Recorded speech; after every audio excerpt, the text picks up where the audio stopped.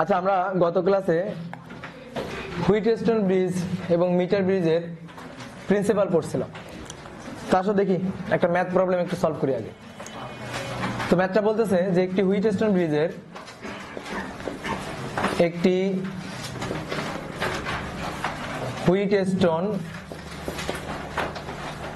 ব্রিজের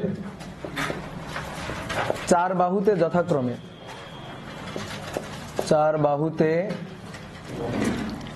যথাক্রমে 3 ohm, 6 ohm, 12 ohm ও 20 ohm রোধ সংযুক্ত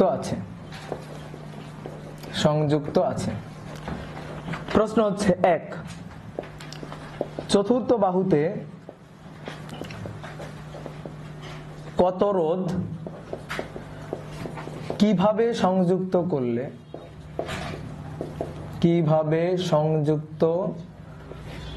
করলে ব্রিজটি সাম্য অবস্থায়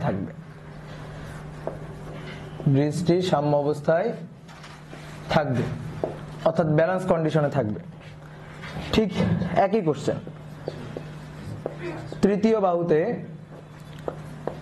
কত রোধ কিভাবে সংযুক্ত করলে,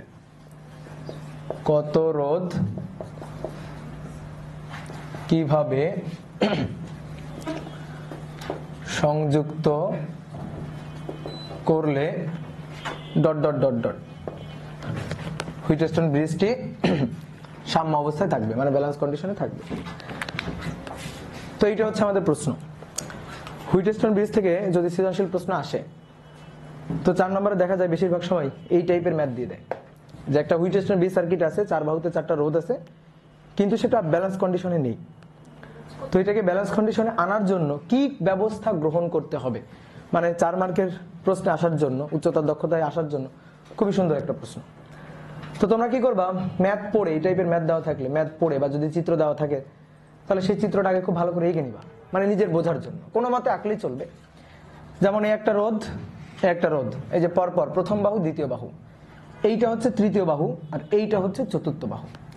দেখো, প্রথম, দ্বিতীয়, তৃতীয়, চতুর্থ উল্টা পাল্টা করা যাবে না কিন্তু, ঠিক আছে? কেউ যদি বলো প্রথম, দ্বিতীয়, তৃতীয়, চতুর্থ, কেউ যদি বলো প্রথম, দ্বিতীয়, তৃতীয়, চতুর্থ, হবে না কিন্তু এসব, ঠিক আছে? দেখো, ক্রমটা এরকম ছিল। আমরা যখন মানে থিওরি ডেরিভেশন দেখছি তখন পি, কিউ, আর, এস এভাবে ছিল। তো এর মান বলে দেওয়া আছে, পি বলে দেওয়া আছে 3 ওহম, কিউ বলে দেওয়া আছে অর্থাৎ দ্বিতীয় বাহুর রোধ বলে দেওয়া আছে 6 ওহম, আর এর মান বলে দেওয়া আছে হচ্ছে 12 ওহম, এবং এস এর মানটা বলে দেওয়া আছে 20 ওহম। হ্যাঁ, বেশি কোন দিক থাম।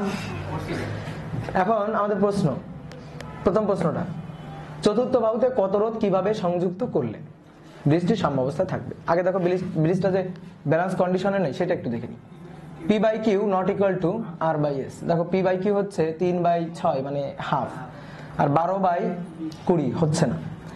তাহলে তোমার কোন বাহুর কথা যদি এমন বলে, প্রশ্ন যদি এমন বলে যে কি ব্যবস্থা গ্রহণ করলে ব্রিজটি সাম্য অবস্থায় থাকবে, তাহলে তুমি যে কোনো বাহুর রোধ সংশোধন করতে পারো, যে কোনো বাহুর রোধ চেঞ্জ করে কত রোধ কিভাবে সংযুক্ত করতে হবে এটা লিখতে পারো, যে কোনো বাহু ধরে নিতে পারো।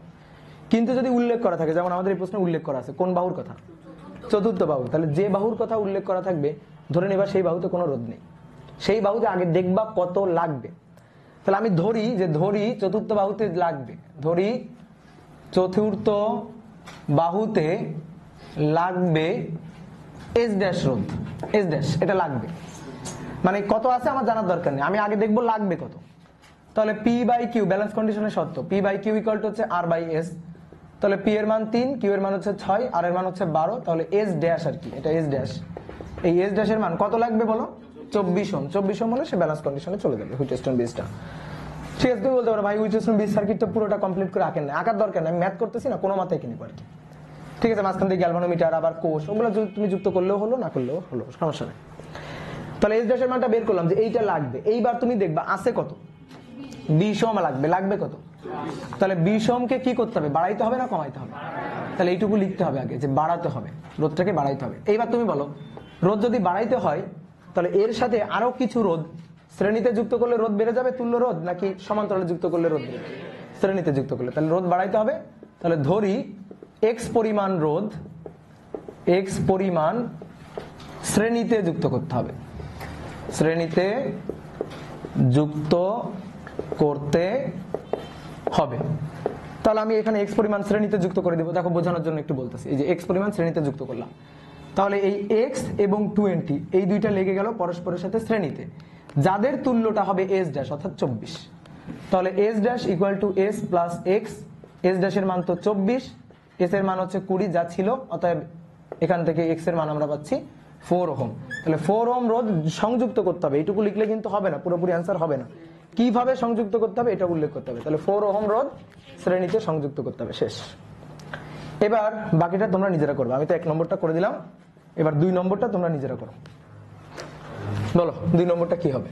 2 নম্বরটা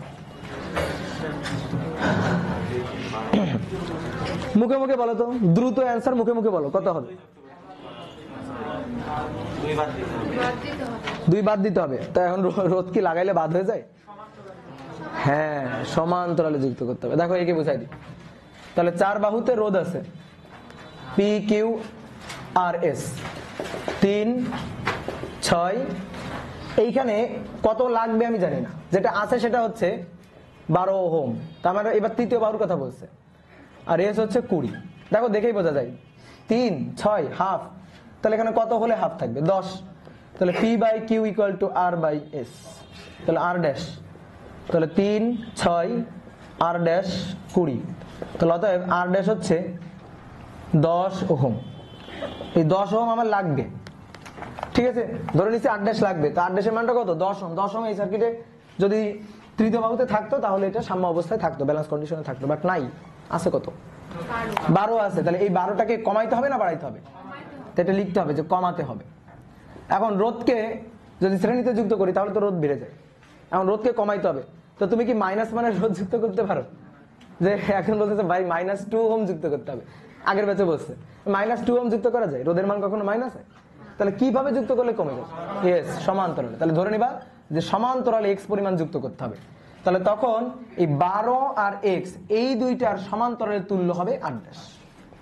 তাহলে 1 ডিভাইডেড বাই 8 ড্যাশ, আমি একবারে লিখতেছি 10, 8 ড্যাশের মান 10 ইকুয়াল টু 1 ডিভাইডেড বাই 12 মানে আর, আর 1 ডিভাইডেড বাই এক্স। এখান থেকে হিসাব নিকাশ করে দেখবা এক্স এর মান আসবে 60 ওহম। তাহলে 60 ওহম রোধ সমান্তরালে যুক্ত করতে হবে তৃতীয় বাহুর সাথে, সমান্তরালে যুক্ত করতে হবে। বোঝা গেল? তাহলে এই টাইপের ম্যাথ আসলে পারা যাবে। এই তাহলে গত ক্লাসের একটু পড়া বেঁধেছিল, সেটা গেল।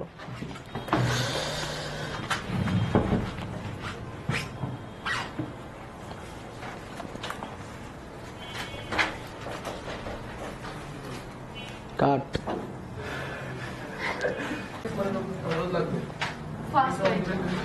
তো তুমি x1 এর রোধ কিভাবে লাগবে সেটা বুঝবা কিভাবে, তাই না? তুমি লিখবা, প্রশ্নটা তোমার কি, যে তুমি লিখবা যে ধরি x মানের রোধ যুক্ত করতে হবে, কিন্তু কিভাবে যুক্ত করতে হবে এটা বুঝবা কিভাবে? বলো বলো, বলে না। আর আমি প্রশ্ন করতেছি, বল, উত্তর দে। তুই বুঝবি কিভাবে কোন রোধ মানে কত রোধটুকু কিভাবে যুক্ত করতে হবে, কিভাবে যুক্ত করতে হবে এটা বুঝবি কিভাবে?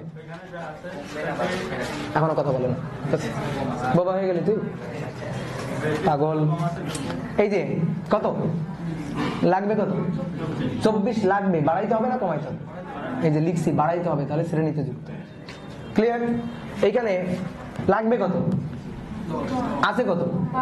কমাইতে হবে, সমান্তরালে যুক্ত। তাহলে এই যে কমাতে হবে বলে ধরি এক্স মানের রোধ যুক্ত করতে হবে সমান্তরালে। তাহলে এর উপরে তো ডিসিশন নিতে হবে আমার, তাই না? ক্লিয়ার? ওকে, ভয় পেয়ে গেছো। আজকের পড়ায় আসো। আজকের পড়া, আজকে আমরা হচ্ছে বর্তনীতে সরবরাহকৃত শক্তি এবং ব্যয়িত শক্তি এবং সরবরাহকৃত ক্ষমতা, ব্যয়িত ক্ষমতা নিয়ে আলোচনা করব। তাহলে লিখো। এই তুমি কতদিন পর আসলা? তুমি হ্যাঁ 3 দিন মাত্র। বসো, বলো কি বুঝতেছো, কি পড়াচ্ছি বলো তো? কোন অধ্যায় বলো তো? 3 অধ্যায়। 3 অধ্যায় তো স্থির তড়িৎ, 3 অধ্যায় তো স্থির তড়িৎ, তাও প্রোটেস্ট করে না। লিখো, বর্তনীর সরবরাহকৃত ও ব্যয়িত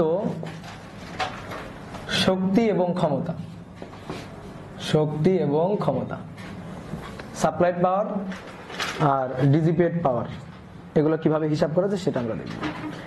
একটা বর্তনীর দুইটা সেকশন থাকে, একটা হচ্ছে সেল সেকশন, মানে বর্তনীর শক্তির উৎস, এই সেল হচ্ছে শক্তির উৎস, আর এখান থেকে যে শক্তিটা আসে সেটা খরচ হয় যে সেকশনে, সেটা হচ্ছে রেজিস্ট্যান্স, রোধ, রেজিস্টার।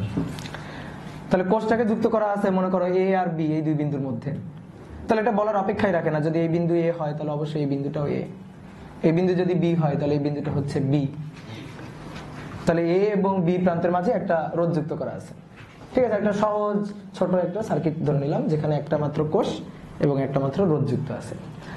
তো আমরা এই দুইটার ফাংশন আলাদা আলাদা করে একটু বুঝি। বর্তনীতে এদের ফাংশন কি? বর্তনীতে সেল বা ব্যাটারির ফাংশন হচ্ছে এই দুই প্রান্তের মধ্যে একটা বিভব পার্থক্য বজায় রাখা, এবং এই বিভব পার্থক্য বজায় রাখলে কি হবে? বিভব পার্থক্য বজায় রাখলে তড়িৎ প্রবাহ হবে, মানে চার্জের প্রবাহ হবে। এই চার্জের প্রবাহ সৃষ্টি করার জন্যই, চার্জের প্রবাহের সূচনা করার জন্যই তার একটা কনস্ট্যান্ট বিভব পার্থক্য এই ব্যাটারির দুই প্রান্তের মধ্যে বজায় রাখা লাগে।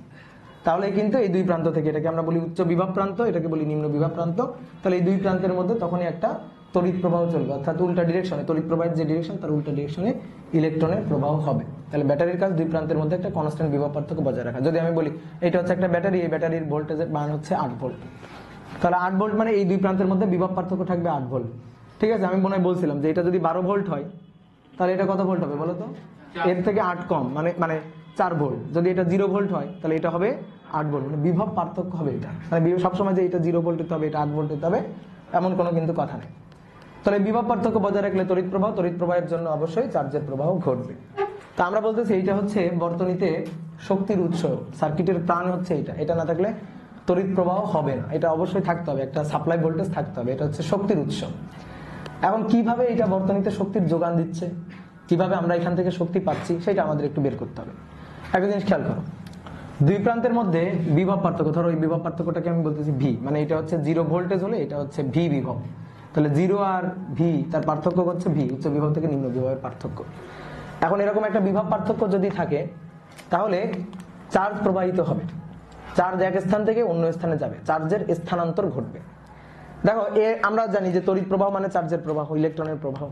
তাহলে বর্তনীতে অনেকে আমরা এইভাবে ভাবতে পারি হয়তো, বা মনে হইতে পারে, দেখো যে বর্তনীতে ব্যাটারি লাগাইলে মনে হয় প্রচুর পরিমাণে মুক্ত ইলেকট্রন সৃষ্টি হইলো, ইলেকট্রন সৃষ্টি হইলো, যে ইলেকট্রনগুলা পরিবহন করতেছে। কেন আমরা বলতেছি এটা হচ্ছে শক্তির উৎস, তাহলে তড়িৎ প্রবাহ এর জন্য আসতেছে, তার মানে তড়িৎ প্রবাহ হচ্ছে চার্জ বা ইলেকট্রনের প্রবাহ, তার মানে এই ইলেকট্রন সৃষ্টি করতেছে। ব্যাটারিতে এটাকে লাগাই দিলে এই তারের মধ্যে দিয়ে অনেক ইলেকট্রন যাচ্ছে, ঠিক আছে। এরকম কি ব্যাখ্যাটা? এরকম না, ইলেকট্রন সৃষ্টি করা এর কাজ না। সেল কখনো ইলেকট্রন সৃষ্টি করে না, ইলেকট্রন সৃষ্টি করা যায় না, ইলেকট্রন সৃষ্টি ধ্বংস এগুলো করা যাবে না। তাহলে এর কাজ ইলেকট্রন সৃষ্টি করা না, তাহলে কি করা? এ কিভাবে বর্তনীতে তড়িৎ প্রবাহ ঘটাচ্ছে, কিভাবে শক্তি যোগান দিচ্ছে বলো? ভাবো, এই ইলেকট্রন সৃষ্টি করতেছে না, এই ইলেকট্রন গুলাকে বর্তনীর মধ্য দিয়ে ঘুরাচ্ছে, ঠিক আছে। সেই ইলেকট্রন গুলো হচ্ছে চার্জ ক্যারিয়ার, মানে ইলেকট্রন গুলো হচ্ছে এনার্জি ক্যারিয়ার, ঠিক আছে। এনার্জি ক্যারিয়ার, চার্জ ক্যারিয়ার একই কথা। তো এইখান থেকে এই এটা হচ্ছে সেল, এই সেলের মধ্যে যে তড়িৎ রাসায়নিক বিক্রিয়া সংঘটিত হচ্ছে, মানে সেল দুই ধরনের হয়, ড্রাই সেল, ইলেকট্রোকেমিক্যাল সেল। তো কেমিস্ট্রিতে তোমরা পড়বা, ড্রাই সেল বলো বা ইলেকট্রোকেমিক্যাল সেল বলো, এর মধ্যে তো একটা রাসায়নিক বিক্রিয়া ঘটে। সেই রাসায়নিক বিক্রিয়ার ফলে যে শক্তিটা উন্মুক্ত হচ্ছে, যে শক্তিটা বের হয়ে আসতেছে, সেই শক্তিটাই তড়িৎ শক্তিতে রূপান্তরিত হচ্ছে, মানে রাসায়নিক শক্তি তড়িৎ শক্তিতে রূপান্তরিত হচ্ছে। তখন ইলেকট্রনগুলো সেলের মধ্যে থেকে কাঁধে করে এই এনার্জিটা গ্রহণ করতেছে, ঠিক আছে। এনার্জিটা নিজে গ্রহণ করতেছে, গ্রহণ করে এসে যখন এই রোধের মধ্যে দিয়ে যাচ্ছে তখন এই রোধে এখানে এনার্জিটা খরচ করতেছে, ব্যয় করতেছে। তার মানে ব্যাপারটা এরকম যে সাপোজ প্রত্যেকটা ইলেকট্রনের কাঁধে একটা করে ব্যাগ আছে, তারা এই সেলের মধ্যে ডুব দিয়ে এনার্জি ভরে নিচ্ছে, নিয়ে সেই এনার্জি এই বর্তনীতে রোধের অ্যাক্রসে ছাড়তেছে, এনার্জিটাকে খরচ করতেছে, ব্যয় করতেছে, পরে আবার ব্যাগ খালি হয়ে আবার সেলের মধ্যে যাচ্ছে, সেখান থেকে আবার এনার্জি নিয়ে এসে এখানেই করতেছে। তাহলে সেল ইলেকট্রনকে সৃষ্টি করতেছে না, ইলেকট্রনের মাধ্যমে আসলে এনার্জিটাকে সার্কিটের মধ্যে দিয়ে ছড়াই দিচ্ছে, সার্কিটের মধ্যে প্রবাহিত করাচ্ছে। তাহলে আমি এখান থেকে শক্তি পাচ্ছি এবং সেই শক্তিটা ব্যাটারির রেজিস্ট্যান্সের অ্যাক্রসে দুই প্রান্তে আমি খরচ করতেছি। তাহলে এটা হচ্ছে সরবরাহকৃত শক্তি, এখান থেকে সরবরাহকৃত শক্তি পাওয়া যাবে, আর সেটা আমি এখানে খরচ করবো, তাহলে এটা হচ্ছে ব্যয়িত শক্তি। কথা বোঝা গেল? এখন তাহলে আমি এর সরবরাহকৃত শক্তির পরিমাণটা বের করব, মানে ব্যাটারি দিয়ে জিজ্ঞেস করতেছে ব্যাটারি কতটুকু শক্তি সরবরাহ করতেছে একটা সার্কিটে, সেই শক্তির মানটা হিসাব করবো। তো ব্যাটারিকে যখন জিজ্ঞেস করলাম, ব্যাটারি বললো কি আমি যে কাজটা করতেছি সেই কাজই তুমি হিসাব করো। কথা বোঝা গেল? ব্যাটারিকে জিজ্ঞেস করলাম যে ব্যাটারি কতটুকু শক্তি সরবরাহ করতেছে, তখন ব্যাটারি বললো যে কাজটা সে করতেছে, ব্যাটারি যে কাজটা করতেছে সেই কাজটাই তো শক্তি। তাহলে ব্যাটারি কি কাজ করতেছে? চার্জকে ঘোরাচ্ছে, এক বিন্দু থেকে অন্য বিন্দুতে নিয়ে যাচ্ছে, চার্জকে স্থানান্তর করতেছে। তো চার্জ স্থানান্তরের একটা কাজ হয় না? আমরা শিখছি চার্জ স্থানান্তরের যে কৃতকাজের সূত্রটা, W = del V * হচ্ছে যে চার্জকে স্থানান্তর করতেছি। এই del V হচ্ছে বিভব পার্থক্য, যে বিন্দু থেকে তুমি যে বিন্দুতে চার্জ নিয়ে যাচ্ছ, চার্জ স্থানান্তর করাচ্ছ, সেই দুই বিন্দুর বিভব পার্থক্য, আর কিউ হচ্ছে যে চার্জটাকে তুমি স্থানান্তর করতেছো। তাহলে সেখান থেকে কৃত কাজ পাওয়া যাবে। এই কৃত কাজটাই হচ্ছে এই ব্যাটারির দ্বারা প্রোভাইড করা এনার্জি, এই ব্যাটারির সাপ্লাই দেওয়া এনার্জি, অর্থাৎ সরবরাহকৃত শক্তি। তাহলে আমি যদি ব্যাটারির সরবরাহকৃত শক্তির মানটা, সেলের সরবরাহকৃত শক্তির মানটা বের করতে চাই, তাহলে এই কাজের মানটা হিসাব করে ফেললেই তো হয়ে যায়। আমার কথা ক্লিয়ার? তাহলে আমরা এই কাজের মানটা হিসাব করবো। তাহলে অতএব বর্তনীতে কোষের সরবরাহকৃত শক্তি, কোষের সরবরাহকৃত শক্তি, supplied power by cell, W = del V * K। del V বিভব পার্থক্য বলো, এ আর বি বিন্দুর বিভব পার্থক্য কত ধরেছে? V। আচ্ছা, V। তাহলে এর মধ্য দিয়ে পজিটিভ টার্মিনাল থেকে নেগেটিভ টার্মিনাল দিকে রোধের মধ্য দিয়ে একটা তড়িৎ প্রবাহ হচ্ছে বিভব পার্থক্য সৃষ্টি হওয়ার কারণে। তাহলে I, তাহলে I = আমরা জানি যে t সময় যদি কিউ পরিমাণ চার্জ এই বর্তনীর মধ্য দিয়ে প্রবাহিত হয়, মানে সেলের মধ্য দিয়ে এক বিন্দু থেকে অন্য বিন্দুতে যায়, তাহলে I = Q / হচ্ছে T, তাহলে Q = I * T। তাহলে এখানে বসাই দিলাম I * T একবারে। তাহলে কোষের সরবরাহকৃত শক্তি, supplied energy by cell, W = VI * হচ্ছে টাইম T। আর এখান থেকে যদি আমি ক্ষমতা বের করি যে কোষের ক্ষমতা কত, তো শক্তি প্রবাহের হারই হচ্ছে ক্ষমতা, কাজের হার, সহজ কথা। W/T থেকে T দিয়ে ভাগ দিবা, ভাগ দিলে P = হবে V * I। এটা হচ্ছে কোষের সরবরাহকৃত শক্তি আর ক্ষমতা, শেষ। এবার রোধের ব্যয়িত শক্তি বের করব। তাহলে রোধের অ্যাক্রসে এই শক্তিটা খরচ হচ্ছে, তাহলে ডিসিপেট পাওয়ার বা বলতে পারো অ্যাবজর্ব পাওয়ার। তাহলে সেই এনার্জি বা পাওয়ারটা আমরা হিসাব করব যে এখানে কতটুকু এনার্জি বা কতটুকু ক্ষমতা ব্যয় হচ্ছে। তাহলে রোধের ব্যয়িত শক্তি, আসো রোধের ব্যয়িত শক্তি। তোমার একটু আমি এখানে শক্তি সংরক্ষণশীলতার ব্যাপারটা বলি, শক্তি কিভাবে ফ্লো হচ্ছে, কি থেকে কোন শক্তিতে রূপান্তরিত হচ্ছে। ইলেকট্রোকেমিক্যাল এনার্জি, ঠিক আছে, মানে কেমিক্যাল এনার্জি। তাহলে রাসায়নিক শক্তি, সেই রাসায়নিক শক্তিটা তড়িৎ শক্তি, সেই তড়িৎ শক্তিটা এইখানে গিয়ে খরচ হচ্ছে, মানে খরচ হচ্ছে বলাটা ঠিক না, আসলে অন্য শক্তিতে রূপান্তরিত হচ্ছে। তো কিভাবে অন্য শক্তিতে রূপান্তরিত হচ্ছে? বর্তনীতে রোধ অনেক কিছু হতে পারে। সাপোজ রোধ হচ্ছে একটা হিটার, ঠিক আছে, একটা হিটার থাকতে পারে। তাহলে হিটার এইখানে ওই ইলেকট্রিক্যাল এনার্জিটা হিট এনার্জিতে কনভার্ট হচ্ছে, তাপ শক্তিতে রূপান্তরিত হচ্ছে। এমন হতে পারে এটা একটা বাল্ব, তাহলে বাল্ব হলে আলোক শক্তি তাপ শক্তি একসাথে, বাল্ব তো গরমও হয় না, তাহলে আলোক শক্তি তাপ শক্তি একসাথে রূপান্তরিত হচ্ছে। এটা হইতে পারে একটা ফ্যান, তাহলে ফ্যান হলে ফ্যান ঘুরতেছে, মেকানিক্যাল এনার্জিতে কনভার্ট হচ্ছে। এরকম বিভিন্ন ইলেকট্রিক্যাল ইকুইপমেন্ট থাকতে পারে এবং সেইভাবে এনার্জিটা কনভার্ট হয়ে যাচ্ছে, ঠিক আছে। তাহলে এইখানে যে এনার্জিটা ব্যয় করতেছি সেটা তো এই কোষের দ্বারা সরবরাহকৃত শক্তি, তাই না? শক্তি সংরক্ষণশীল, পদার্থবিজ্ঞানের মূলনীতি আর কি, যে শক্তি সংরক্ষণশীল থাকবে। শক্তিকে এক ফোঁটা শক্তিকে তুমি সৃষ্টি করতে পারবে না, ধ্বংস করতে পারবে না। তাহলে এই যে শক্তিটা খরচ করতেছে সেটা সে কোষের কাছ থেকে পাচ্ছে। তাহলে আমি কি এই কথা বলতে পারি না যে ডিজিপিয়েট এনার্জি বাই রেজিস্টার এটা ইকুয়াল টু হচ্ছে সাপ্লাইড এনার্জি বাই সেল, অর্থাৎ রোধের ব্যয়িত শক্তি হচ্ছে কোষের সরবরাহকৃত শক্তি, কোষের সরবরাহকৃত শক্তি। তাহলে এখন কোষের সরবরাহকৃত শক্তির মানটাই তো আমরা হিসাব করলাম, V * I * T। এখন এটাকে অনেকগুলো ফরম্যাটে আমি এখানে লিখতে পারি। কিভাবে দেখো, এই বিন্দু A মানে এই বিন্দু A, এই বিন্দু B মানে এই বিন্দু B। তাহলে কোষের দুই প্রান্তের যদি বিভব হয় V, এখানে যদি দুই প্রান্তের বিভব V থাকে, তাহলে এর অ্যাক্রসেও দুই প্রান্তের বিভবই হচ্ছে V, আর ওহমের সূত্র অনুযায়ী আমরা জানি V = IR, ঠিক আছে। তাহলে V = IR, এখানে V এর মানটা IR বসাও। এই একটা সূত্র পাইলাম, এটাকে বক্স করে নিয়ে আগে। এবার W = V = IR বসাইলে দেখো বড় হয়েছে তো একবারে লিখলাম I² R * T, তাহলে এই হচ্ছে আরেকটা সূত্র। এবার এখান থেকে আরেকটা সূত্র পাওয়া যায়, তুমি যদি I = V/R বসাও, তাহলে I = V/R বসাইলে W = ইন্টু আর, তাহলে আমরা পাচ্ছি অতএব W equal to V square divided by R into time T. তাহলে এই হচ্ছে আর একটা সূত্র। তাহলে মোট আমরা তিনটা সূত্র পাইলাম, এই তিনটা সূত্রকে এক লাইনে একটু লিখি। V I T equal to I square R T equal to V square divided by R into time T. তাহলে এই হচ্ছে সূত্র। এবার এটা তো শক্তির সূত্র, কাজ এটা শক্তি। তাহলে এই শক্তিটাকে আমরা ক্ষমতা হিসাবে যদি লিখি, পি হিসাবে যদি লিখি, তাহলে পি ইকুয়াল টু হচ্ছে ডাব্লিউ বাই টি। তাহলে V I T equal to I square R T equal to V square by R into T. এই যে পাওয়ার হিসাবে লিখলাম। দেখো অনেক সময় হইতে পারে, একটু তাকাও, অনেক সময় হইতে পারে এটা একটা হিটার। তাহলে হিটার থাকলে তুমি মনে করো এই হিটারটাকে পানিতে নিমজ্জিত করলাম। ও আচ্ছা, ঝুলে লিখে ফেলছি, ক্ষমা করে দাও। হ্যাঁ, বয়স হয়ে গেছে,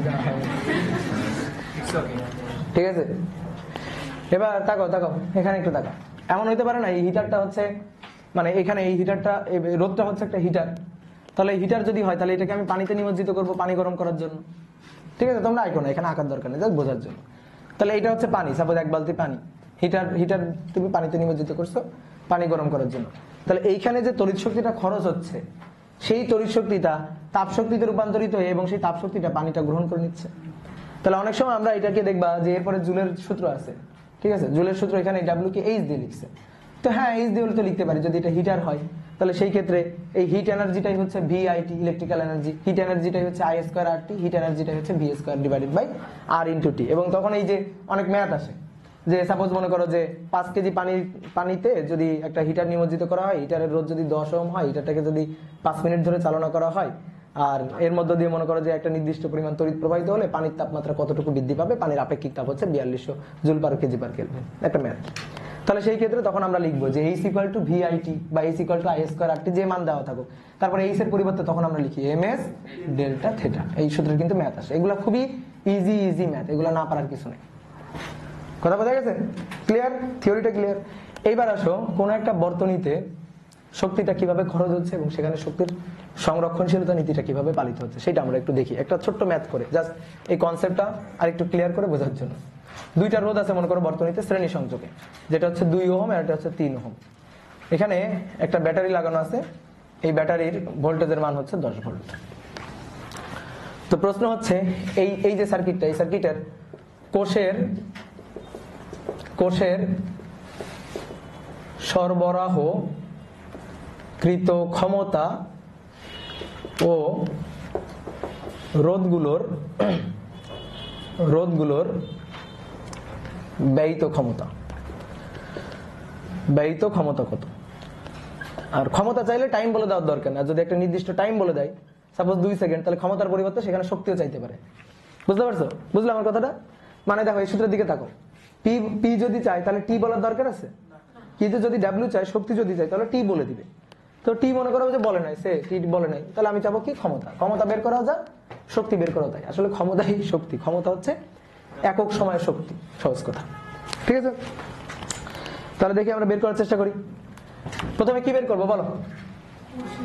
আগে বের করবো কারেন্ট। কোষের ক্ষমতা বের করতে গেলে ভি আই লাগবে, তাহলে এখান থেকে আই বের করি। তাহলে পি ইকুয়াল টু হচ্ছে ভি আই, তাহলে আই এর মানটা আগে দেখি কত হয়, 10/5 2 অ্যাম্পিয়ার। তাহলে কোষের ক্ষেত্রে সরবরাহকৃত শক্তি পি, এই পি ইকুয়াল টু হবে ভি আই 10/2 20 ওয়াট। এবার আসো রোধের ক্ষেত্রে, রোধ কোনটা আছে? রোধ আছে 2 ওহম। আগে 2 ওহমের জন্য হিসাব করি, 2 ওহমের জন্য পাওয়ার পি। একটু বোর্ডে থাকো, এবার বলো কোন সূত্র খাটাবো? ইচ্ছা যেটা খাটাইতে চাও, তুমি আই স্কোয়ার আর খাটাইতে পারবা, তুমি ভি আই খাটাইতে পারবা, তুমি ভি স্কোয়ার ডিভাইডেড বাই আর খাটাইতে পারবা, কিন্তু ঠিকঠাক ভাবে খাটাইতে হবে, মূল কথা হচ্ছে তাই। তাহলে আমরা যদি আই স্কোয়ার আর খাটাই, দেখো এর মধ্যে আই এর মান কত? 2, তাহলে আই স্কোয়ার আর, তাহলে আই এর মান হচ্ছে 2, 2 এর বর্গ, আর এর মান হচ্ছে আবার 2, তাহলে 8 ওয়াট। আমি যদি রোধ 3 ওহমের জন্য লিখি, 3 ওহম, তার জন্য যদি পি লিখি, সবাই একটু বোর্ডে থাকো, এখানে আই স্কোয়ার আর, তাহলে 3 স্কোয়ার গুণ হচ্ছে 2 স্কোয়ার গুণ হচ্ছে 3, তাহলে 12 ওয়াট হয়েছে। দেখো তো এই রোধের জন্য যে পাওয়ারটা সেটা আমি এই সূত্র দিয়ে বের করতে পারতাম কিনা, P = v²/r। পারতাম। v এর মান কত ভোল্ট? 10 ভোল্ট। তাহলে 10 এর বর্গ ভাগ হচ্ছে r এর মান কত? 2। এই বুঝছো? বুঝছো? ঘোড়ার ডিম বুঝছো? তোমাদের আমি দেখছি কি এই টাইপের ম্যাথ করার জন্য তোমরা আগে সূত্রটা লেখো, লেখার পরে প্রশ্নে যে ডাটাই থাকুক, তোমার কি দরকার? একটা ভি দরকার, তো প্রশ্নে যে ভি থাকুক ধাপ করে এনে বসাই দাও। ঠিক আছে? কার বিভব নিয়ে কার ক্ষমতা বের করতেছো, কার রোধ বসায় কার ক্ষমতা বের করতেছো, এইগুলো একটু দেখতে হবে। আমি যদি এখানে এই বিভবটা বসাই, বলো এই বিভবটা বসানো যাবে? উচিত? এই বিভবটা তো এই বিভব, তোমার দেখতে হবে এর দুই প্রান্তের বিভব কত, এটা বসাইলে হবে। তো এর দুই প্রান্তের বিভব যদি তুমি বসাও, এর মধ্যে দিয়ে কারেন্ট যাচ্ছে কত, কত কারেন্ট? 2। তাহলে এর দুই প্রান্তের বিভব বের করো, মুখে মুখে করবে 4। এই যে 2 × 2, v = IR 4। আর এর জন্য করো যদি 3 × 2 6। দেখো 4 আর 6 যোগ করলে 10। বুঝতে পারছো? এটা হতেই হবে, না হলে তোমার ম্যাথ হবে না। এবার তুমি যদি v² বসাও তাহলে 4 বসাইতে হবে এখানে। তাহলে 4 এর বর্গ ভাগ 2, 16/2 কত? 8। আর তুমি যদি এখানে বসাও তাহলে 6 এর বর্গ, তাহলে 6 এর বর্গ ভাগ 2, ঠিক আছে? তাহলে কত? 12। ক্লিয়ার? বুঝতে পারছো? তাহলে এইভাবে হিসাব, সরি 6 এর বর্গ ভাগ তো 3, এটা তো 3, তাই তো ভাবি যে 6 এর বর্গ তো হচ্ছে না 3, তাহলে সেই ক্ষেত্রে কত? 12। ক্লিয়ার? তাহলে এইভাবে মিলে যাবে। আর ম্যাথ হইলো কি হইলো না এটা বোঝার জন্য হচ্ছে শক্তির সংরক্ষণশীলতা কনসেপ্টটা খাটাবার। এই দুইটা শক্তি যোগ করো, মানে ক্ষমতা আর কি। তাহলে কত হচ্ছে? 20 ওয়াট। আর এই একাই কত? 20 ওয়াট। তো এ তো সাপ্লাই, এ তো এনার্জি সাপ্লাই দিচ্ছে। আর এই দুইজন কি করছে? খরচ করছে, ব্যয় করছে, মানে অ্যাবজর্ব করে নিছে। তাহলে অ্যাবজর্বড এনার্জি = সাপ্লাইড এনার্জি সমান হতে হবে। অ্যাবজর্ব পাওয়ার = সাপ্লাইড পাওয়ার, এটা সমান হতে হবে। তো যদি এরকম হয় তুমি বুঝে যাবে তোমার ম্যাথ হয়েছে। ক্লিয়ার হয়েছে? কনসেপ্টটা ক্লিয়ার হয়েছে? কোষ তাহলে কি করে বলো? শক্তি কি করে? সাপ্লাই দেয়। কোষ সর্বদা শক্তি সাপ্লাই দেয়। আর রোধ কি করে? খরচ করে, মানে অ্যাবজর্ব করে, এনার্জি অ্যাবজর্ব করে বা পাওয়ার অ্যাবজর্বড হয় কোষের ক্ষেত্রে, রোধের ক্ষেত্রে। তাহলে আমরা দেখলাম রোধ পাওয়ার অ্যাবজর্ব করে আর কোষ হচ্ছে সাপ্লাই দেয়। এটা থাকবে, এই কথার উপরে থাকো, কিন্তু নড়চড় করো না। এবার দেখো একটা সার্কিট দিচ্ছি, 3 ওহম 6 ওহম সমান্তরালে যুক্ত করা হয়েছে, 4 ওহম। এবার এর সাথে 2টা ব্যাটারি এভাবে বিপরীত ক্রমে যুক্ত করা আছে, 2টা সেল। এটা 160 ভোল্টের একটা সেল আর এটা হচ্ছে 100 ভোল্টের একটা সেল। অনেকগুলো প্রশ্ন এখান থেকে। 1 নম্বর প্রশ্ন, প্রথমে রোধগুলোর জন্য রোধগুলোর প্রতিটির ক্ষমতায় বর্তনীতে কত? 2 নম্বর হচ্ছে কোষগুলোর প্রতিটির ক্ষমতা, কোষগুলোর প্রতিটির ক্ষমতা। 3 নম্বর শক্তি সংরক্ষণশীল কিনা দেখাও। শক্তি সংরক্ষণশীল কিনা দেখাও। আর 4 নম্বরটা হচ্ছে রোধগুলোকে খুলে পুনরায় কিভাবে সংযোগ দিলে, কিভাবে সংযোগ দিলে বর্তনীতে সর্বোচ্চ ক্ষমতা অথবা সর্বনিম্ন ক্ষমতা পাওয়া যাবে। হাসো কেন? হ্যাঁ, চাপার ভাষা শুনে হাসো তোমরা? হ্যাঁ,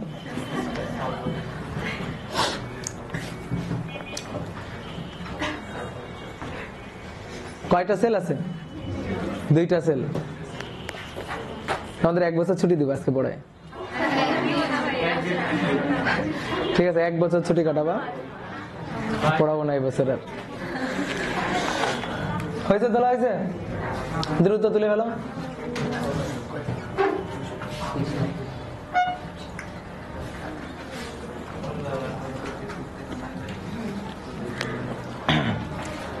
দেখো 2টা রোধ 3 ওহম আর 6 ওহম সমান্তরালে আছে, তার সাথে 4 ওহম শ্রেণীতে আছে। এবার এর অ্যাক্রসে দুইটা ব্যাটারি লাগানো আছে, কিন্তু দুইটা ব্যাটারি লাগানো আছে আবার বিপরীত ক্রমে, 160 ভোল্টের বিপরীত ক্রমে 100 ভোল্টটাকে লাগানো আছে। তো বলতেছে রোধগুলোর প্রতিটির ক্ষমতা কত।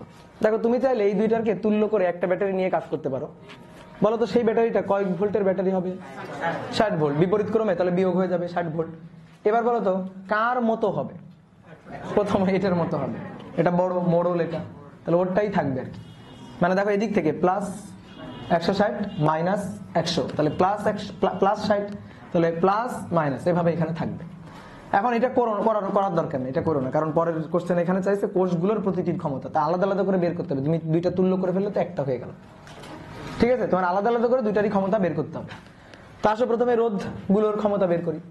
তাহলে এর মধ্যে দিয়ে কারেন্ট লাগবে I স্কয়ার আর, অথবা এর দুই প্রান্তের বিভব লাগবে V স্কয়ার বাই আর, অথবা এর দুই প্রান্তের বিভব দিয়ে কারেন্টও নিয়ে, মানে দুইটা হিসাব করতে হবে, তখন কারেন্টও হিসাব করতে হবে, বিভব হিসাব করতে হবে, তারপরে VI। মানে তুমি যে সূত্র চাও খাটাইতে পারো। এখন দেখো কোনটাতে কষ্ট কম হয়, এই আর কি। এর দুই প্রান্তের বিভব লাগবে, এরও দুই প্রান্তের বিভব লাগবে, তাহলে V স্কয়ার বাই আর। এর মধ্যে দিয়ে কারেন্ট লাগবে, এর মধ্যে দিয়ে কারেন্ট লাগবে, তাহলে I স্কয়ার আর। আর যদি তুমি দুটোই বের করো, কারেন্টও বের করছো আলাদা করে, বিভবও বের করছো আলাদা করে, তাহলে VI, পাওয়ার বের করার জন্য। কথা বোঝা গেল? তা আসো আগে দুইটা তুল্য তো করে ফেলি নাকি? তাহলে তুল্য করে ফেললে 3 ইনভার্স 6 ইনভার্স, টোটালটার ইনভার্স 2 ওহম হবে। এই যে 2 ওহম, তাহলে এটা 2 ওহম, এটা হচ্ছে 4 ওহম, এখানে যুক্ত আছে 160 ভোল্ট, আর এখানে যুক্ত আছে 100 ভোল্ট। এবার বলো কারেন্ট কত এবং কোন দিকে যাচ্ছে?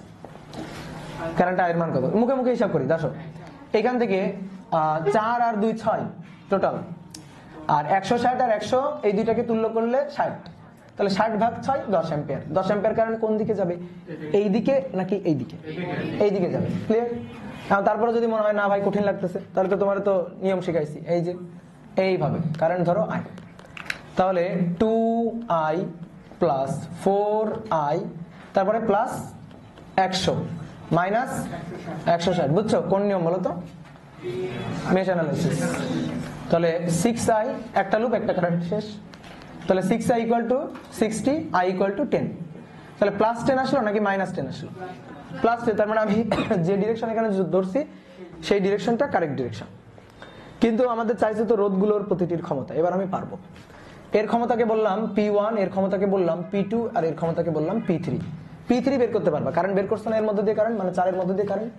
তাহলে আসো 1 নম্বরটা P3টা আগে বের করি, যেটা বের করা যায় আর কি। তাহলে P3 অর্থাৎ 4 ওহমের মধ্যে ক্ষমতা P3, এখানে 4 ওহম লিখি, 4 ওহম।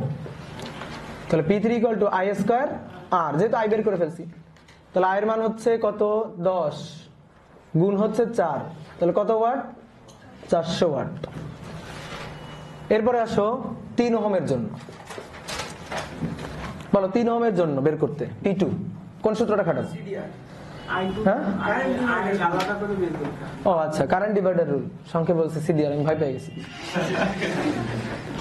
কারেন্ট ডিভাইডার রুল নিয়ে কারেন্ট মান বের করতে পারি, 10 অ্যাম্পিয়ার 2 ভাগে ভাগ হয়ে যাচ্ছে। হ্যাঁ, তো কি ঠিকই তো, কার সব কারেন্ট ল যদি KCL হয়, তাহলে কারেন্ট ডিভাইডার রুল সিডিআর কেন হবে না? KDR না সিডিআর। ঠিক আছে, ভালো জিনিস, গুড।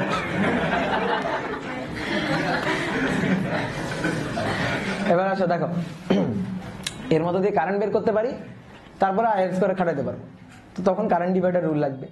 এত দরকার কি? দেখো তো এখানে তো করাই আছে তুল্য, এই তুল্যর, হ্যাঁ মানে তোমার যেটা ভালো লাগে তুমি করলে যে হবে না তা না।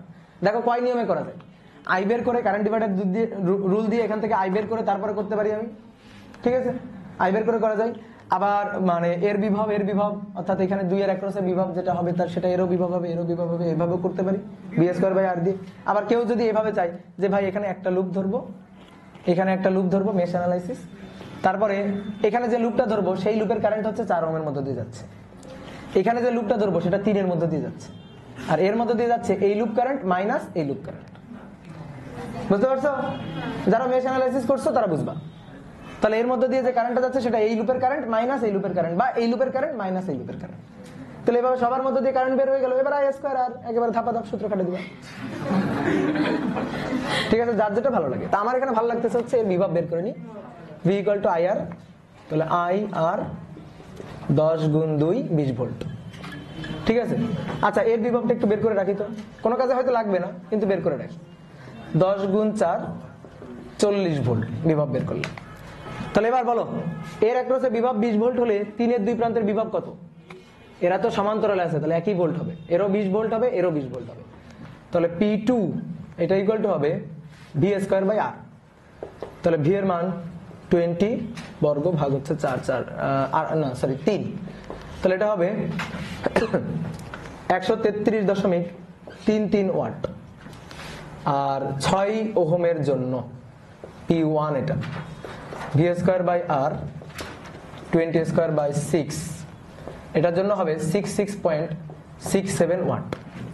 তো এই হচ্ছে 1 নম্বরটা গেল, সবার ক্ষমতা বের হয়ে গেছে। 2 নম্বরটা আসো। 2 নম্বর আমাদের বলতেছে কোষগুলোর প্রতিটির ক্ষমতা, কোষগুলোর ক্ষমতা বের করব। তা আসো দুইটা তো, এটার জন্য বললাম P1, এটার জন্য বললাম P2।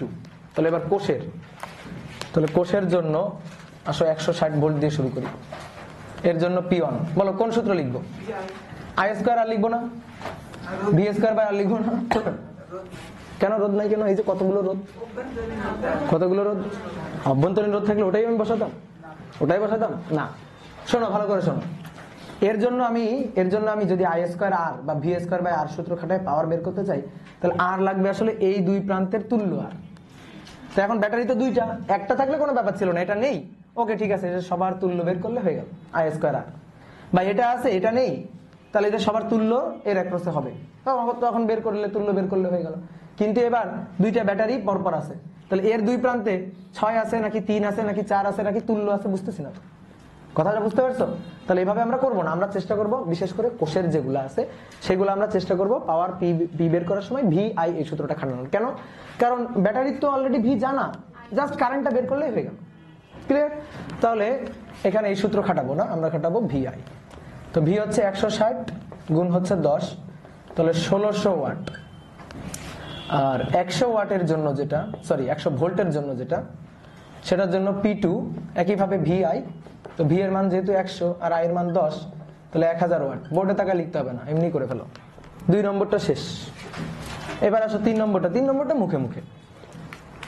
3 নম্বরটা কি বলছে? শক্তি সংরক্ষণশীল কিনা সেটা দেখো। তো দেখো বর্তনীতে কোষ আছে কয়টা? 2টা। তাহলে কোষের কাজ হচ্ছে, কোষ দুইটার কাজ হচ্ছে শক্তি সাপ্লাই দেওয়া। তাহলে সাপ্লাইড পাওয়ার হচ্ছে 1600 আর 1000 যোগ করলে 2600, 2600 ওয়াট। এটা হচ্ছে সাপ্লাইড পাওয়ার। আর ডিসিপেট পাওয়ার বা অ্যাবজর্ব পাওয়ার হচ্ছে এইটা, রোধ সবসময় অ্যাবজর্ব করে। তাহলে 400, এটার এটা যোগ করলে 200, তাহলে মোট হচ্ছে 600। তাহলে এইটা সমান সমান এটা হয়নি, অ্যাবজর্ব পাওয়ার সমান সমান ডিসিপেট পাওয়ার হয়নি, তার মানে শক্তি অসংরক্ষণশীল না। তো বিপরীতমুখী কোষ তো সাপ্লাই দেয়, বিপরীতমুখী থাক, সাপ্লাই দিলে তো যোগ। কি হয়েছে? কোষ নিজেই খাইছে না, ও হয়তো ঠিকঠাক ওয়ার্ড বলতে পারে না, কিন্তু মূল কথাটা ঠিক বলছে যে কোষ এখানে নিজেই শক্তি খরচ করছে, মানে খাইছে। কোষ যে সবসময় সাপ্লাই দিবে এই কথাটা ভুল। দেখো একটু আগে ওই যে আমি বলতেছিলাম যে এই স্টেটমেন্টের উপর দাঁড়াই থাকো বা নড়চড় করো না, তাহলে ওই স্টেটমেন্টের উপর যদি দাঁড়াই থাকি তাহলে কিন্তু শক্তি সংরক্ষণশীল ব্যাখ্যা করতে পারবো না। ঠিক আছে? তাহলে কি হইলো? এই দুইজন কি করলো? শক্তি সাপ্লাই দিল, তো সাপ্লাই এনার্জি বা সাপ্লাইড পাওয়ার অ্যাবজর্ব পাওয়ার হচ্ছে বেশি হয়ে যাচ্ছে, তো এটা তো হবে না সার্কিটে। তো তুমি অনেকে বলতে পারো যে ভাই বিপরীত ক্রমে আছে, তাহলে বিয়োগ করে দিয়ে, এগুলো তো বলতেছো মিলানোর জন্য। হ্যাঁ, যে এই দুইটা বিয়োগ করে দিয়ে মিলানো, কিন্তু কেন বিয়োগ করবা বা আমি ভালো করে বুঝি যে অ্যাবজর্ব কিনা বা সাপ্লাইড পাওয়ার কিনা, এটা আগে ভালো করে বুঝতে হবে। তো শোনো ভালো করে, যদি বর্তনীতে ব্যাটারি এভাবে থাকে, এরকম যদি ব্যাটারি থাকে আর তড়িৎ প্রবাহের ডিরেকশনটা যদি এরকম হয়, অর্থাৎ প্লাস টার্মিনাল থেকে কারেন্টটা বের হয়ে চলে আসতেছে, যেটা হওয়ার কথা আর কি নরমালি, তাহলে এই ক্ষেত্রে এনার্জি সাপ্লাই হচ্ছে, এই যে সেল সে এনার্জি সাপ্লাই করতেছে। ঠিক আছে? যদি এরকম হয় বর্তনীতে ব্যাটারিটা এইভাবে আছে, কিন্তু প্লাস টার্মিনাল থেকে কারেন্ট বের হওয়ার পরিবর্তে প্লাস টার্মিনালে কারেন্ট প্রবেশ করতেছে, কারেন্ট ঢুকতেছে, তাহলে সেই ক্ষেত্রে এনার্জি খাচ্ছে, হ্যাঁ এনার্জি অ্যাবজর্ব করতেছে। ঠিক আছে? বুঝছো? তাহলে এবার আসো, দেখো, তাকাও, আসো এখানে তাকাও। কারেন্টের ডিরেকশনটা এই কারণে গুরুত্বপূর্ণ। এই সেল থেকে কারেন্ট বের হয়ে আসতেছে, দেখো ওই ডিরেকশনে কারেন্ট গেলে এইভাবে যাচ্ছে, তাহলে এই সেল থেকে পজিটিভ টার্মিনাল থেকে কারেন্ট বের হয়ে আসতেছে, তাহলে এ এনার্জি সাপ্লাই করতেছে। ঠিক আছে, এর এনার্জি এর এই কোষ দ্বারা এই সার্কিটে সাপ্লাই পাওয়া যাচ্ছে। আর এই কোষ দ্বারা কি হচ্ছে, এই কোষে দেখো কারেন্ট এসে এইভাবে প্রবেশ করতেছে, তাহলে পজিটিভ টার্মিনাল দিয়ে কারেন্ট প্রবেশ করতেছে, তাহলে এ সাপ্লাই দিচ্ছে না, অ্যাবজর্ব করতেছে, অ্যাবজর্ব করতেছে।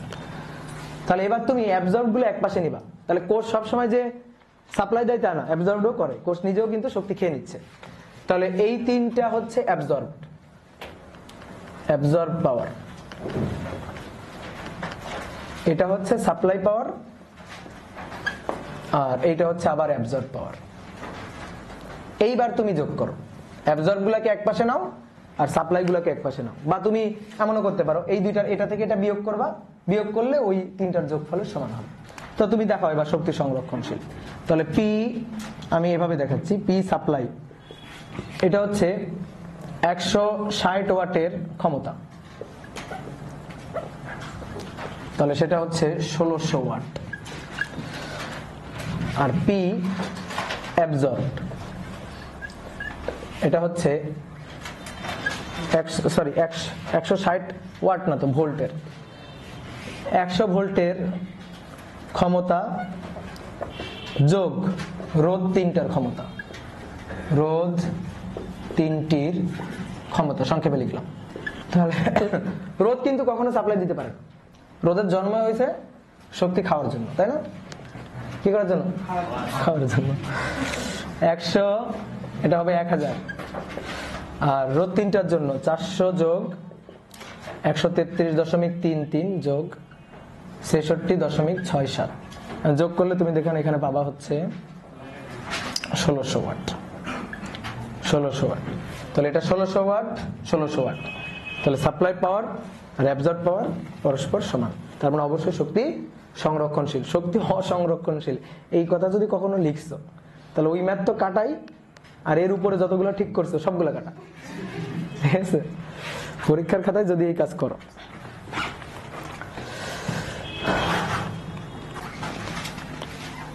লাস্টের আরেকটা কোশ্চেন ছিল যে রোধগুলোকে খুলে পুনরায় কিভাবে কানেক্ট করলে বর্তনীর ক্ষমতা সবচেয়ে বেশি হবে অথবা সবচেয়ে কম হবে। আচ্ছা বলো তো, এখানে এই যে ব্যাটারি আমি ব্যবহার করতেছি, এই ব্যাটারিটা ব্যবহার করার জন্য 1600 ওয়াট, এর জন্য হচ্ছে 1000 ওয়াট। আমি যদি মনে করো অন্য কোনো সার্কিটে নিয়ে এই দুইটা কোষকে কানেক্ট করি, তাহলে বলো তো কত ওয়াট পাবো? সেম ওয়াট পাবো নাকি তার কম বা বেশি পাবো? না, এই যে ভুল বললাম, সেম ওয়াট পাবো না।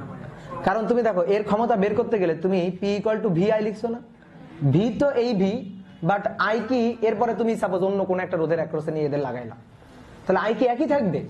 তাহলে এই যে মানে দেখো একটা জিনিস, ভোল্ট কিন্তু সর্বদা সমান। এখানে তুমি মানে যে সার্কিটে নিয়ে লাগাও না কেন 160 ভোল্ট, যে সার্কিটে নিয়ে লাগাও না কেন 100 ভোল্ট, বাট যে সার্কিটে নিয়ে লাগাও না কেন সবসময় যে 1600 ওয়াট, সবসময় যে 1000 ওয়াট তা কিন্তু হবে না।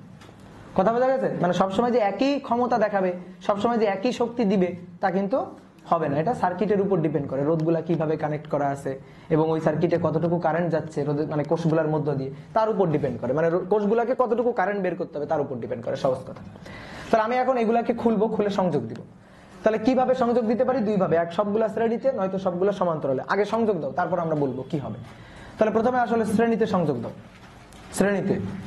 তাহলে শ্রেণীতে সংযোগ দিলে 3, 6, 4 সবগুলোকে 3, 6, 4 ওহম। এবার দেখো এখানে আমরা একটা কাজ করি, এবার দুইটা ব্যাটারি না নিয়ে একেবারে একটা ব্যাটারি নিয়ে নিই।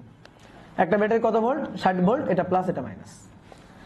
আর পাশাপাশি সমান্তরালে, সমান্তরালে যখন নিব তখন সমান্তরালে 3টা 6, 3, 4 সমান্তরালে যুক্ত করে একটা ব্যাটারি নিয়ে নিব 60 ভোল্ট।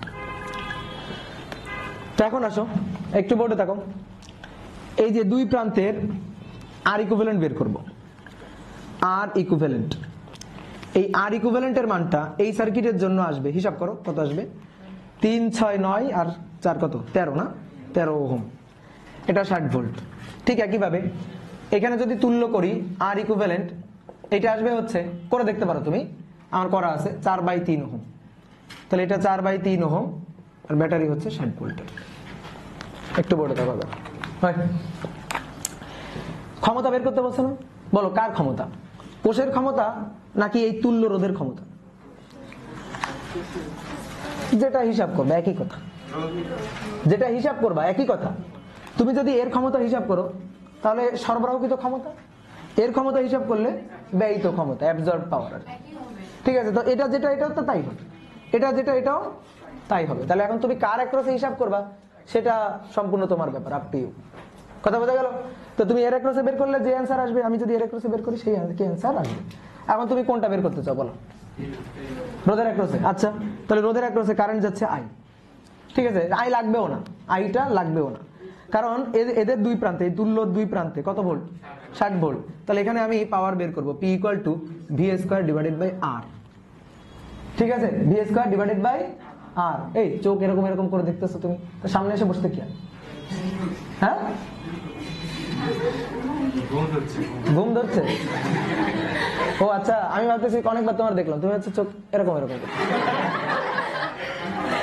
তাই বললাম অনেক দূরে গিয়ে বসছে, ওরা দেখতে পাচ্ছে না। এতগুলো বেঞ্চ খালি, প্রত্যেক বেঞ্চে 2 জন করে বসছে। হ্যাঁ, ওই যে টম এন্ড জেরিতে দেখবা, টম কি করে, ঘুম আসে তো চোখ আঁকড়ে, আর তারপরে হ্যাঁ মেজের কাঠি দেয়, তারপরে আবার চোখ আঁকে রাখে। তো তুমি ওই কাজটা করতে পারো। দেখো পাগল, 60 বর্গ, আর ইকুইভ্যালেন্ট হচ্ছে 13। তো এখান থেকে পাওয়ার আসবে, ভুলে গেলাম, দেখছো তোমার সাথে কথা বলতে গেলে মুখস্থ করছিলাম তো, মানে মুখস্থ করি না, অটো মুখস্থ হয়ে গেছিল। দেখো তো 276.9 ওয়াট কিনা, একটু হিসাব করো। ঠিক আছে, দেখছো ভুলি নাই। এবার এর পি বের করবা, V²/R, 60 বর্গ ভাগ R 4/3, এটা মনে আছে 2700 ওয়াট। এবার তুমি অ্যান্সার বলো, বলো কি হবে? এর ক্ষমতা কম, তাহলে ক্ষমতা কমের জন্য, সর্বোচ্চ কমের জন্য, তাহলে সর্বনিম্ন ক্ষমতার জন্য শ্রেণীতে যুক্ত করতে হবে, আর সর্বোচ্চ ক্ষমতা পাওয়ার জন্য সমান্তরালে যুক্ত করতে হবে। এবার আমি একটু বুঝি কেন এটা হইলো, বা আমি যদি এর অ্যাক্রসে নিতাম অর্থাৎ সেলের অ্যাক্রসে নিতাম তাহলে একই কি হইতো কিনা সেটা একটু বুঝি। দেখো আমি এই সূত্রটা খাটাইছি যে P = V²/R, এই সূত্রটা আমি খাটাইছি। তো তুমি দেখো এই বর্তনীতে আমি কোষগুলা মানে রোধগুলাকে বিভিন্ন ভাবে সংযোগ দেওয়ার কারণে, মানে শ্রেণীতে সংযোগ দিছি, এখানে সমান্তরালে সংযোগ দিছি, তাহলে দুইটা সার্কিটে আসলে তুল্য রোধের মান আলাদা আলাদা হয়েছে, কিন্তু আমি সংযোগ দিছি ওই তুল্য রোধটাকে নিয়ে সংযোগ দিছি কিন্তু 60 ভোল্টের সাথে, মানে এদের তুল্য আর কি 60 ভোল্ট, এদের সাথে সংযোগ দিছি, এখানেও তো তাই সংযোগ দিছি। তাহলে দুই প্রান্তে কিন্তু একই বিভব প্রয়োগ করেছি, ভোল্টেজ কিন্তু সেম, মানে একই সাপ্লাইয়ের সাথে দুই প্রান্তকে যুক্ত করছি, কিন্তু তুল্য রোধ আলাদা আলাদা। তাহলে রোধ যার বেশি হবে পাওয়ার তার কম হবে, এটা দেখেই বোঝা যেত, এত করা লাগতো না। রোধ যার বেশি পাওয়ার তার কম, এখন রোধ কোথায় বেশি? শ্রেণীতে বেশি, তাহলে পাওয়ার কম হবে। আর রোধ কোথায় কম? সমান্তরালে কম, তাহলে পাওয়ার সেখানে বেশি হবে। আমার কথা বোঝা গেল? এখন কেউ যদি বলে না ভাই আমি এভাবে হিসাব করব, সেলের জন্য আমি এভাবে হিসাব করব যে সেলের সাপ্লাইড পাওয়ার P = হচ্ছে VI, আমি এভাবে হিসাব করব, ঠিক আছে, ওকে, কোনো সমস্যা নেই। ভি এর জন্য 60 ভোল্ট, এই সার্কিটের জন্য 60 ভোল্ট, তাহলে যার আই বেশি হবে তার পি বেশি, যার আই ম্যাক্স তার পি ম্যাক্স, যার আই মিনিমাম তার পি মিনিমাম। এখন তুমি দেখো এইখানে রোধের মানটা বেশি, এখানে রোধের মানটা কম, 1.33, 4/3, আর এখানে 13, বেশি কম, তাহলে রোধের মান বেশি হলে কারেন্টের মান হবে কম, তাহলে কারেন্ট যদি কম হয় পিও হবে আবার কম। তো তুমি হিসাব করে দেখো, আই বের করে হিসাব করে দেখো, একই মান আসবে। ঠিক একইভাবে এইখানে রোধের মানটা কম, তাহলে রোধের মান কম হলে কারেন্টের মান হবে এই সার্কিটে বেশি, তাহলে কারেন্টের মান বেশি হলে পাওয়ারের মান হবে আবার বেশি। ঘুম পাচ্ছে না? ঠিক আছে, ঘুম পাচ্ছে বলে এরকম হচ্ছে। এই ক্লিয়ার? বোঝা গেছে? এবার একটা প্রশ্নের উত্তর দিবা,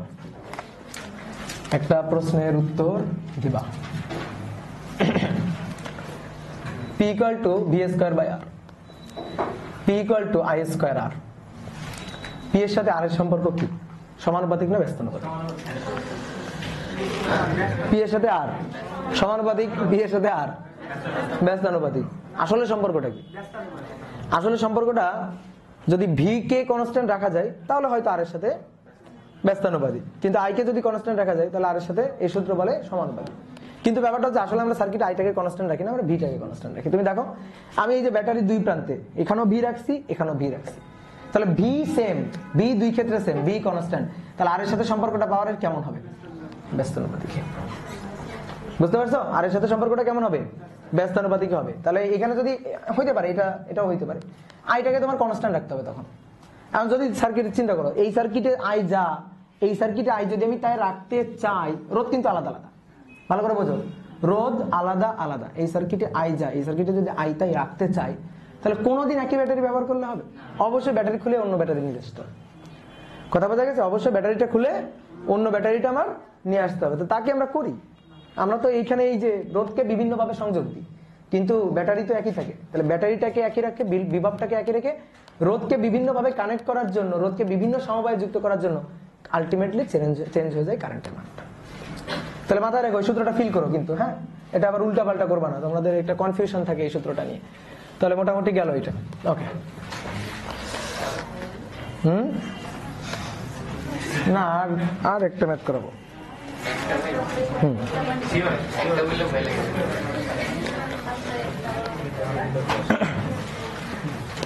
কেবল তো 8টা বাজে, আজকে তো 1 ঘন্টা হয়নি এখন। সেটা বললাম 1 ঘন্টা তো হয়নি এখন। না, এবারের টপিকটা খুব মজার, বাতির উজ্জ্বলতা, ব্রাইটনেস অফ বাল্ব, যে কোন বাতিটি বেশি উজ্জ্বল ভাবে জ্বলবে। না, একটা ম্যাথই করাবো, কোনো থিওরি নেই। কোন বর্তনীতে কোন বাতিটি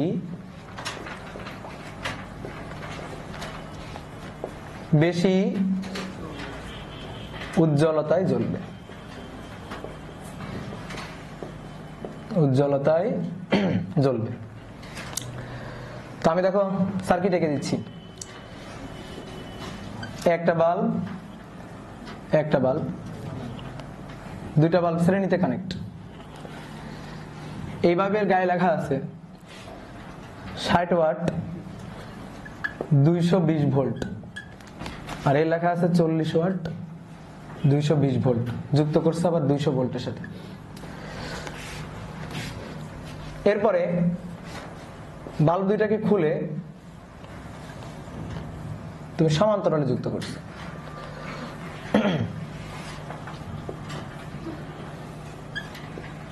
200 volt, 60 watt 220 volt, 40 watt 220 volt.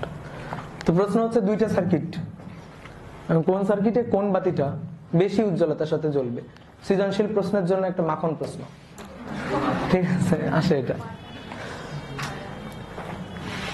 দেখো, যখন তুমি বাজার থেকে বাল্ব কিনবা, প্যাকেটের গায়ে লেখা থাকে, বাল্বের গায়ে লেখা থাকে কত ওয়াটের বাল্ব এবং কত ভোল্টের। তো এটা লেখার অর্থ কি? আগে অর্থটা বুঝতে হবে।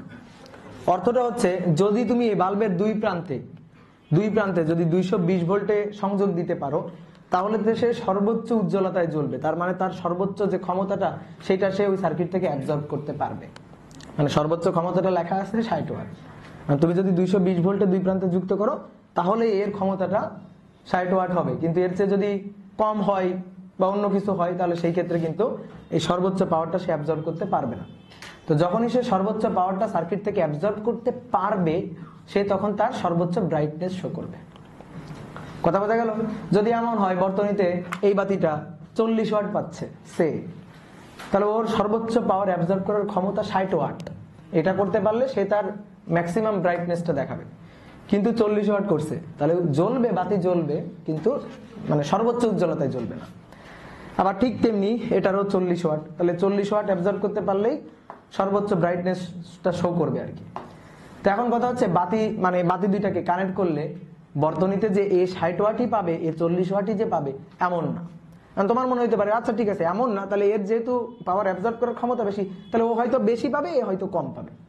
মানে মনে করো এই 60 ওয়াট পাবে না, 40 ওয়াট পাবে না। তোমার মনে হইতে পারে এরকম যে এ পাবে ধরো যে 25 ওয়াট, এ পাবে হচ্ছে 20 ওয়াট। কিন্তু এটাও যে সবসময় হবে এমন না, এমনও হইতে পারে এ পাইলো 25 ওয়াট, এ পাইলো 20 ওয়াট। তার মানে যে লেভেল যেটা লেখা আছে ওই ওই রেশিও অনুযায়ী যে পাওয়ার অ্যাবজর্ব করবে এমন হবে না। তো আমাদের দেখতে হবে তাহলে কি হবে, কি ঘটনা ঘটবে। তো আমাদের যেটা প্রশ্ন করছে কোন বর্তনীতে কোন বাতিটি বেশি উজ্জ্বলতায় জ্বলবে, তাহলে আমরা আসলে গায়ের যে লেভেল লেখা আছে, যেটা মানে বাল্বের গায়ে যেটা লেখা আছে, যে ওয়াট লেখা আছে, ওইটা দেখে আমরা বলবো না।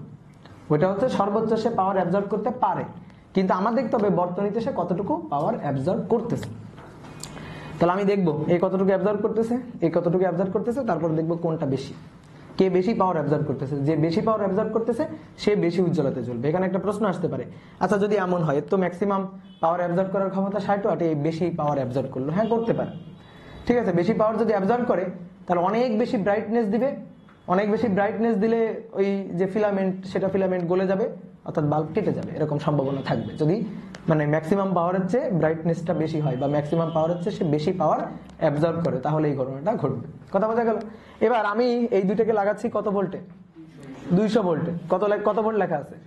220 ভোল্ট। দেখো এটা কিন্তু এই 220 ভোল্ট, 220 ভোল্ট, আমি যদি সাপোজ এখানে লিখতাম যে এটা 220 ভোল্ট, তাহলে কি তুমি বলতা যে এটা 220 ভোল্টে কানেক্ট আছে? না, না, এটা 220 ভোল্টে কানেক্ট নাই। 220 ভোল্ট শ্রেণীতে না, এই যে শ্রেণীতে না, তাহলে এই 220 ভোল্ট ভাগ হয়ে এর কাছে যাবে, এর কাছে যাবে, তাহলে এ যা পাবে তা 220 ভোল্টের কম, এ যা পাবে তাও 220 ভোল্টের কম। তার মানে কিন্তু এই এখানে 220 ভোল্ট দিলেও যে তুমি বলবা এই 220 ভোল্টে কানেক্ট, এর 220 ভোল্টে কানেক্ট, তা না, এর দুই প্রান্তে কত, এর দুই প্রান্তে কত, সেটা দেখতে হবে।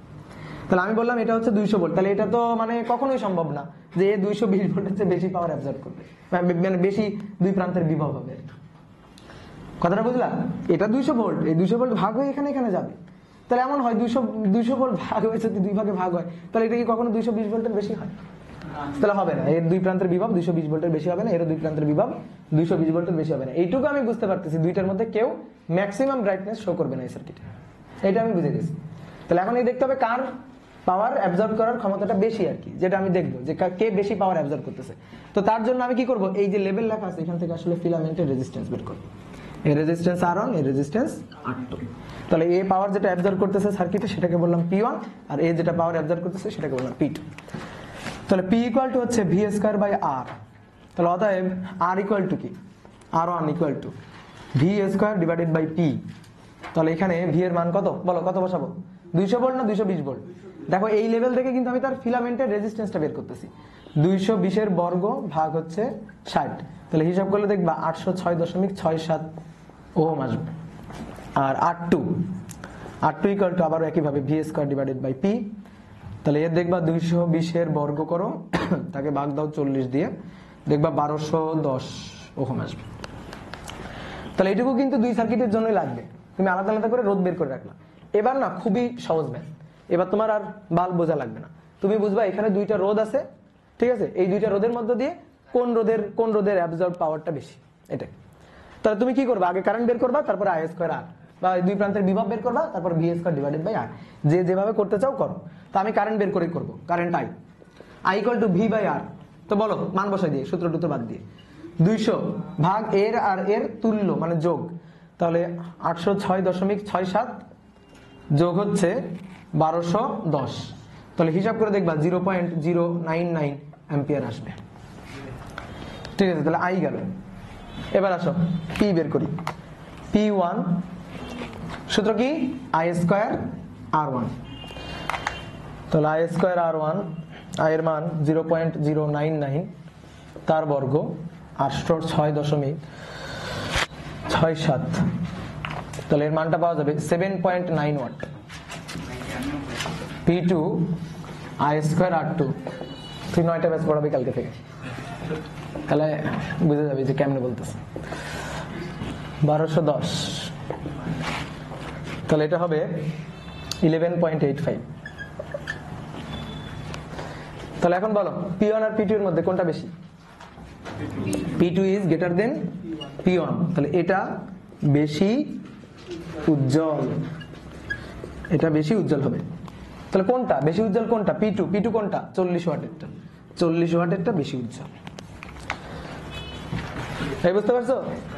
তাহলে দেখো কেমন হয়ে গেল না ব্যাপারটা, এর পাওয়ারটা বেশি ছিল, ম্যাক্সিমাম মানে এর যে অ্যাবজর্ব করতে পারে পাওয়ারের পরিমাণটা সেটা এর তুলনায় এর বেশি ছিল, কিন্তু তারপরও শ্রেণীতে যুক্ত করলে এ বেশি পাওয়ার অ্যাবজর্ব করতেছে, আর এ কম পাওয়ার অ্যাবজর্ব করতেছে। তাহলে বেশি পাওয়ার অ্যাবজর্ব করতেছে কারণ এর ব্রাইটনেসটা বেশি হবে, আর এ কম পাওয়ার অ্যাবজর্ব করতেছে বিধায় এর ব্রাইটনেসটা এর তুলনায় কম হবে। তাহলে কে বেশি উজ্জ্বলতায় জ্বলবে? এই সার্কিটে বেশি উজ্জ্বলতায় জ্বলবে। ক্লিয়ার? এটুকু ক্লিয়ার? হ্যাঁ, ওই কারণেই আমি তো হিসাব করে বের করলাম। এবার আসো এই সার্কিটে কি ঘটনা ঘটবে? হ্যাঁ, না না, সবটুকু পাওয়ার নিতে পারবে না। ওইটার মানে দুইটার তো অবশ্যই কিছু না কিছু রেজিস্ট্যান্স আছে। হ্যাঁ, মানে হিসাব করে তো তাই দেখলাম। সব ক্ষেত্রে আজ দেখি কোন ক্ষেত্রে কি হয়।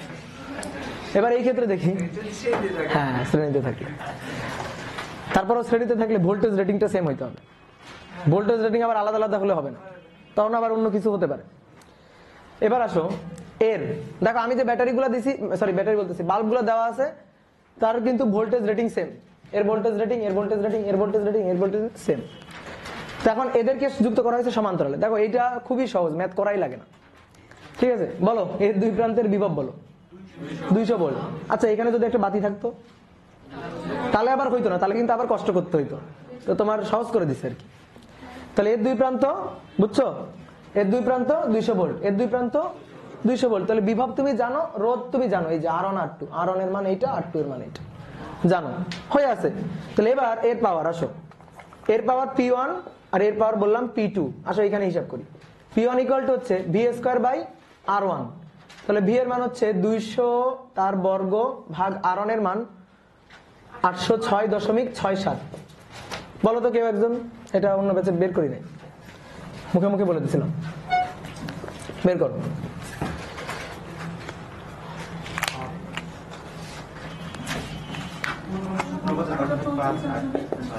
ঊনপঞ্চাশ 49.58 এত ওয়াট, এটা হলে হবে। আর P2 ইকুয়াল টু আবারও V²/R2। তাহলে এই ক্ষেত্রে V² এর মান 200 আর R2 হচ্ছে 1210। করো, হিসাব করো, 05 এত ওয়াট। এবার এটা হচ্ছে 40 ওয়াটের, এটা হচ্ছে 60 ওয়াটের। তাহলে 60 ওয়াটের যে পাওয়ার পাচ্ছে, 40 ওয়াটেরটা কি তার বেশি পাচ্ছে? কম পাচ্ছে। এই ক্ষেত্রে বেশিটা বেশি পাচ্ছে, কমটা কম পাচ্ছে। তাহলে P1 is greater than P2। তাহলে P1 এই বেশি উজ্জ্বল জ্বলবে, বেশি উজ্জ্বলতায় জ্বলবে। ঠিক আছে, এই বেশি উজ্জ্বলতায় জ্বলবে।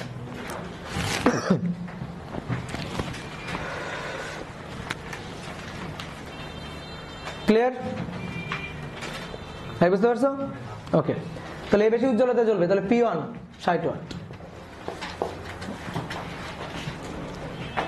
এবার শোনো, এই ম্যাথগুলো কিন্তু মানে অনেক বেশি হচ্ছে অ্যাডমিশন টেস্টে আসে।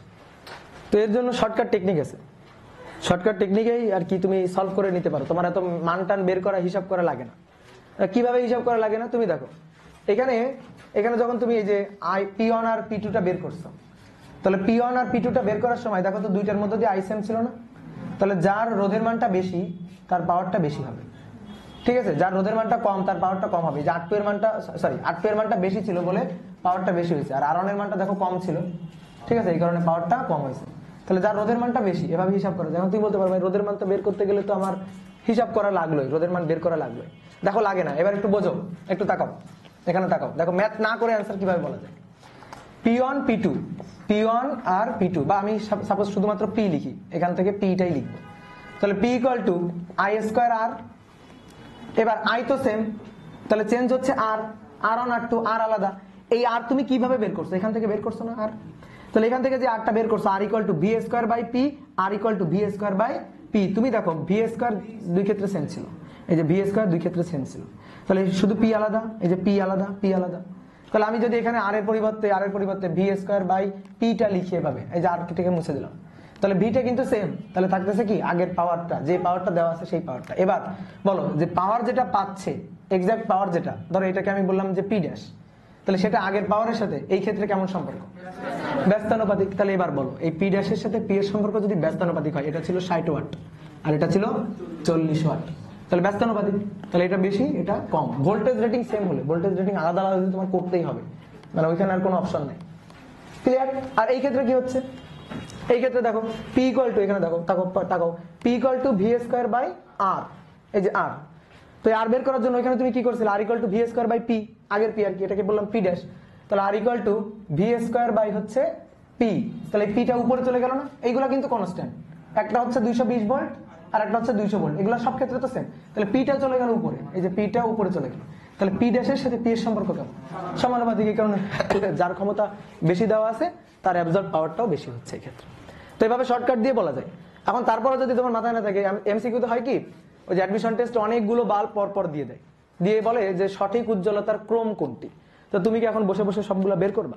তো তখন একটা জিনিস মাথায় রাখবা, যে আমি যেভাবে মাথায় রাখতাম আর কি স্টুডেন্ট লাইফে, শ্রেণীতে উজ্জ্বলের পাওয়ার কম, শ্রেণীতে উজ্জ্বলের পাওয়ার কম, তার মানে কি দাঁড়ালো কথাটা, যে যেটার পাওয়ার কম, দেখো যেটার পাওয়ার কম শ্রেণীতে সেটা উজ্জ্বল। তো মিলাও 40 আর 60 মধ্যে কোনটার পাওয়ার কম, 40 পাওয়ার কম, শ্রেণীতে সে বেশি উজ্জ্বল। বা আরেকটা লাইন হয়, এটা মাথায় রাখবা, আমি তুমি বলতে পারো এটা মাথায় রাখলে বাকিটা কি হবে, বাকিটা উল্টা, শ্রেণীতে উজ্জ্বলের পাওয়ার বেশি, সরি সমান্তরালে উজ্জ্বলের পাওয়ার বেশি, সমান্তরালে উজ্জ্বলের পাওয়ার বেশি। ঠিক আছে, এভাবে মাথায় রাখবা, তাহলে বাকিটা উল্টা আর কি। আর এই কথাটা মাথায় রাখতে পারো যে সমান্তরালে যা তাই, সমান্তরালে যেভাবে আছে সেভাবেই হবে, যেভাবে আছে সেভাবেই হবে, সেভাবেই হবে। তার মানে কি বলো, এটা আমার বুঝাও, এই লাইনটার মানে বুঝাও। হ্যাঁ, সমান্তরালে যার পাওয়ার বেশি সেই উজ্জ্বল, তাহলে শ্রেণীতে তার উল্টাটা হবে। তাহলে এখন তুমি এই লাইনটা মাথায় রাখবা নাকি এই লাইনটা মাথায় রাখবে সেটা তোমার ব্যাপার, আর বাকিটা হবে তার উল্টাটা, শেষ। মানে অনেকগুলো থাকলেও, হ্যাঁ অনেকগুলো থাকলে, কিন্তু অবশ্যই ভোল্টেজ রেটিং সেম হইতে হবে, এবং ভোল্টেজ রেটিং সেম দিয়ে দেয়, কোনো মানে কনফিউশন নেই এখানে। তাহলে এই জিনিসটা মাথায় রাখবা, ক্লিয়ার? তাহলে এই অধ্যায় শেষ, ঠিক আছে, বুঝছো?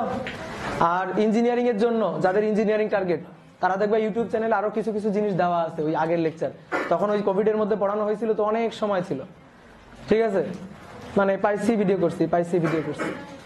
তো এখানে অনেক কিছু করানো আছে, যাদের ইঞ্জিনিয়ারিং টার্গেট তারা দেখো, আর অন্যদের দেখার দরকার নেই। যেমন symmetry circuit, cube circuit, voltage, voltmeter, অ্যামিটারের এক্সটেনশন, পাল্লা বৃদ্ধি আর কি, রেঞ্জ এক্সটেনশন, এই জিনিসগুলো ওইখান থেকে একটু পড়ে নিবা, ওকে।